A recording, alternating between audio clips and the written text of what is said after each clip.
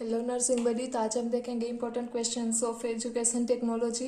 यहाँ पर सारे क्वेश्चंस मैंने प्रायोरिटी वाइज रखे हैं, इसीलिए जो भी क्वेश्चन यहाँ पर पहले लिखे गए हैं उनको ज़्यादा बार रिवाइज करना है, जो क्वेश्चन लास्ट में लिखे गए उनको कम बार रिवाइज करना है, क्योंकि उनके आने के चांसेस बहुत कम है एग्जाम में। और जो पहले क्वेश्चंस लिखे गए वो ज़्यादा इंपॉर्टेंट है और एग्जाम में आने के चांसेस भी ज़्यादा है, तो इनको ज़्यादा बार रिवाइज करके जाना है एग्जाम में, ताकि आप अच्छे से लिख पाओ। फर्स्ट क्वेश्चन है एविएट्स और मीडिया यूज़, उसका डेफिनेशन, क्लासिफिकेशन और types, principle, pamphlets and leaflets. फिर सेकंड क्वेश्चन से गाइडेंस, तो उसका definition, objective, principle, scope and purpose. Third question है difference between guidance and counselling है। फोर्थ क्वेश्चन है काउंसिलिंग, उसका definition, principle and purpose, crisis management, role of nursing field, counselling process, ये सब लिखना है। फिर एक लेसन प्लानिंग, माइक्रो टीचिंग है। फिर यहाँ पर है क्लिनिकल टीचिंग स्ट्रेटेजीज और method, bedside clinic, nursing rounds, case study and process recording. इन सब का एडवांटेजेस और डिसएडवांटेजेस भी लिखना है। फिर यहाँ पर है इवैल्यूएशन, तो इवैल्यूएशन में definition, method, purpose, technique, principle, types और टूल्स लिखना है। फिर है असेसमेंट, टेक्निक, मेथड है। ओएसी मोस्ट इम्पोर्टेंट है, असेसमेंट के क्वेश्चन में ये बहुत बार पूछा जाता है। Attitude scale, knowledge assessment, knowledge assess है, उसमें एसे क्यू, एमसीक्यू, इसके एडवांटेजेस और डिसएडवांटेजेस लिखने हैं, और ये सारे टॉपिक के definition, purpose, scope, principle, method and types लिखने हैं। फिर है लर्निंग प्रोसेस, इसके बाद टीचिंग मेथड है, उसका definition, objectives, advantages and disadvantages, flow charts है और रोल ऑफ नर्स लिखना है।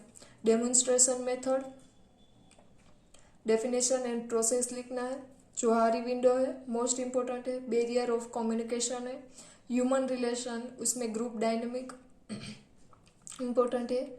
आईपीआर, उसमें डेफिनेशन, टाइप्स एंड फेसेस लिखना है। Definition of philosophy and education philosophy है। Nature and characteristic of teaching and learning, curriculum planning है, उसका definition, types, design, components and factor affecting curricular planning लिखना है। फिर यहाँ पर है क्लासरूम मैनेजमेंट, उसके प्रिंसिपल खास लिखने हैं। फील्ड ट्रिप से आगे है मैगजिम्स ऑफ टीचिंग है। फिर एजुकेशन, टीचिंग एंड लर्निंग, इन तीनों टॉपिक के definition, principle, objectives, aims and barriers लिखने हैं। कम्युनिकेशन है, उसका डेफिनेशन, प्रोसेस एंड एलिमेंट्स लिखना है। IPR, barriers and method of outcome, stimulation, method of teaching. फिर यहाँ पर है unit plan, seminar and symposium है। वर्कशॉप, उसका डेफिनेशन एंड प्रोसेस लिखना है। फिर यहाँ पर है डेफिनेशन ऑफ आईसीई, आईसीई मतलब कि इंफॉर्मेशन कम्युनिकेशन एंड एजुकेशन, उसका डेफिनेशन प्रिपेयर करना है। हेल्थ एजुकेशन, उसका डेफिनेशन एंड प्रिंसिपल है। Formulating objectives, general and specific, nursing role in human relation, method of effective communication, therapeutic communication technique and उसका process लिखना है।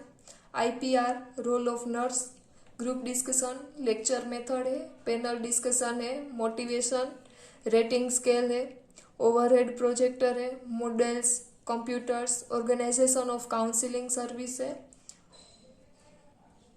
कंप्यूटर असिस्टेड लर्निंग है, latest approaches of learning है, quality of teacher है, teaching style, role play है।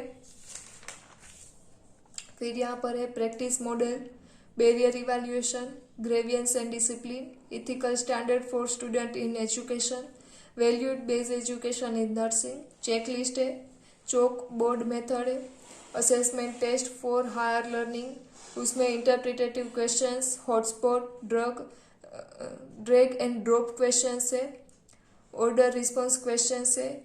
अब यहाँ पर ये मोटिवेशन से 39 क्वेश्चन से लेकर 57 क्वेश्चंस तक जो भी क्वेश्चंस आए हैं उन सारे क्वेश्चंस को 39 टू 57 क्वेश्चन तक जो भी सारे क्वेश्चंस आए हैं उनको आपको एक बार ही पढ़ के जाना है। वो बहुत ज़्यादा बार क्वेश्चंस नहीं आते एग्ज़ाम में।